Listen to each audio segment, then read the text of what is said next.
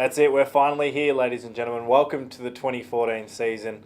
This is the EFL TV agenda. My name's Dyson Baker, and joining me this afternoon is the elder statesman of the Eastern Football League media team. Very good afternoon to Ray Baird. Good afternoon to you, Dyson. Now, as you said, mate, it's all about this week coming up. We've been waiting a long time, and let's get into it. Now, we saw the fixture come out for Division 4 many months ago now. It seems like a lifetime ago. And just looking through, there's a few changes made, obviously with the departure of Canterbury in season 2014. What are your thoughts going through Division 4 this year? Well, I think that in Division 4 this year, fitness is going to play a big part. Instead of playing 16 games, all clubs are going to have to play 18 games, and they're used to having 3 breaks during the year with 2 byes and the Queen's birthday. Well, this year there's only going to be the 1 break, and then just to top all that off, we have that it's not a final 5 anymore. I think there's going to be at least half a dozen sides fighting out for that final 4. Look, I think it's going to be one of those battles at the top this year. I mean, we've seen in recent years 2 sides go undefeated through Division 4. Not so the case this year, I don't think. I think Forest Hill, Ferntree Gully and probably Sylvan as well will be your main competitors going through Division 4 early on in the season. Your thoughts, Ray? Yeah, look, I agree with what you said there, but I also look at the bottom half of Division 4 last year. All those clubs improved. There was Kilsyth, there was Surrey Park, and let's not forget that Warrandyte have come down, and they're going to be competitive as well. So it's going to be a real interesting Division 4. Division 3 is going to be one of those close divisions once again, Ray. I mean, you look at it in previous years and sides fighting out for final spots right into the final rounds in the previous few years. It's going to be a tough one once again. What are your thoughts on Division 3? Well, it was the division to watch last year with the evenness right across the board. And look, all those sides are going to be up there again. Mitcham, they played some fantastic football last year. They're going to be there about. And then we've got to add to it also this year the inclusion of South Belgrave. Went through undefeated last year and they've picked up some huge recruits. South Belgrave and also the improvement of the Basin, I think, with their second year in. Once again, there's going to be, I would reckon, 8 clubs who could play finals in Division 3 this year. The important thing for me, I think, is those 8 clubs, the inclusions that they've brought in. You look across sort of the top 5 or 6, maybe 7 clubs in Division 3 and then include South Belgrave, and you look at the names that they've brought into their side. You spoke about South Belgrave, who bring in Roval full forward Cody Morris. Simon Rourke has brought a lot of players to Heathmont from Lilydale.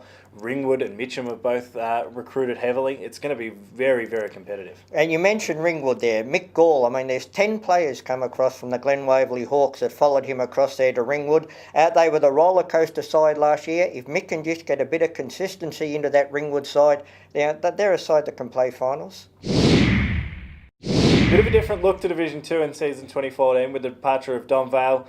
9 teams, a couple of byes in there, and a pretty competitive division all in all. Yeah, look, it's unfortunate about Donvale, but what's to be is to be. But look, I suppose that the club that's going to affect most is North Ringwood, because now they find themselves with a bye in round 1. They've probably geared themselves up to play this week, but unfortunately it's got to be postponed for a week. But that'll give Miley a chance to go around and have a look at maybe some of the other teams in the competition. So you can always get a positive out of all negatives. But then we've got to have a look at East Burwood coming down. I think that's a huge step for the East Burwood Football Club. They were ready to come down from Division 1. They're going to play a big part. And then we look at the bottom end of the scale where Doncaster, they've come up in Division 2. Once again, like all the other divisions, the Eastern Football League is going to be so even over all 4 divisions this year. I think with the recruits that sort of that bottom 3 or 4 sides have picked up since last year, I think it's going to be one of those competitive divisions once again. With 9 teams fighting out for 4 final spots, this one could come right down to the wire. Yeah, and there's a couple of clubs in there that I think that they really need to improve this year. I think Bayswater just treaded water for me last year. I think that I know they've lost a few players, but you've got to go in with the players that you've got, and I think that a big improvement's got to come from the Bayswater Football Club. 2014 rolls around. Can Balwyn do it once again and make it 3 in a row? Brisbane did it in 2001, 2 and 3, but can the Tigers be the kings of the jungle in Division 1 this year? Ray?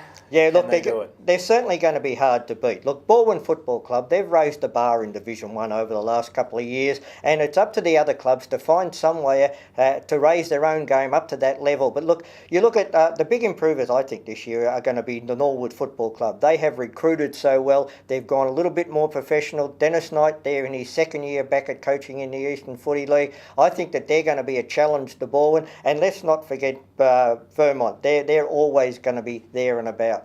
Failed to mention one club in the blue and the gold. The Bulls from Noble Park were somehow left out of your top 5 on the huddle the other week, Ray. Have you got some explaining to do, or are you backing up your statement? No, look, I'm going to stick with my statement. Look, everybody has their own views, and my views are that I think Noble Park will slip. I think that one of the reasons they will slip is because there's so many great players have left Noble Park this season, and to me, they haven't recruited terribly well.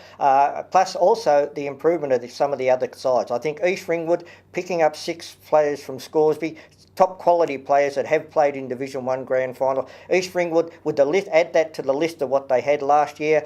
If they can just get a little bit more consistency into their game this season, East Ringwood will certainly play finals. And then my old side rival, you look at them, the improvement down there, I believe that with Peter Bastanak coming in as coach, Monster did a great job and all that, but the boys have really toned up to Peter Bastanak, and I think that Roval are also going to be an improving side. Well, that pretty much wraps it up ahead of round 1, Ray. It's going to be an exciting weekend of football. Obviously, we kick off with the Friday night game out at Bayswater Oval between Bayswater and Mulgrave. That'll be our radio game on 98.1 Friday night from 6:30. And on Saturday afternoon, Doncaster East taking on Mooroolbark, the return of Paris Harvey back to Zerby's Reserve. Thanks once again, Ray, for joining us. Keep your eyes peeled on www.efl.org.au, and we'll see you again next week.